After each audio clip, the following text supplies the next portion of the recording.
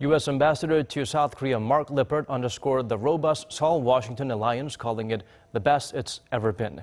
He also expressed disappointment towards North Korea, but hoped for Pyongyang to come back to the negotiating table.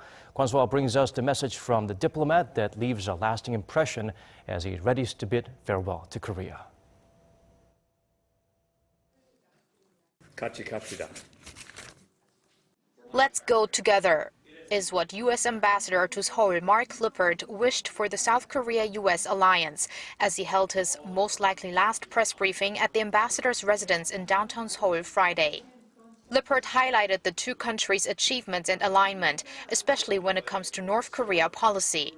He said the intensity of issues on the Korean peninsula he felt while being in South Korea cannot be felt in the U.S. nor in neighboring countries like Japan and China. The ambassador also expressed his disappointment towards Pyongyang's attitude. The shift to the sanctions regime was only after the North walked out of the inter-Korean talks and then proceeded to not one but two nuclear tests and corresponding missile tests. So, look, the point of sanctions is to get to the North back to the table. Even though they don't want to talk now, doesn't mean they may not want to talk in the future. So the Obama administration's policy has always been to keep that dialogue channel open and that possibility of negotiations open. Lippert refrained from predicting policy directions and challenges concerning South Korea lying ahead for the incoming Trump administration, as well as what his own plans for his career will be once he's back in the U.S.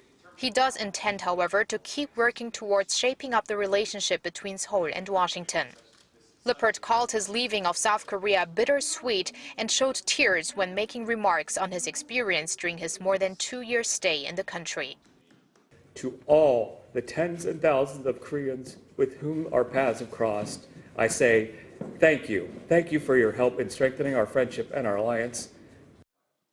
Kwon Soa, Arirang News.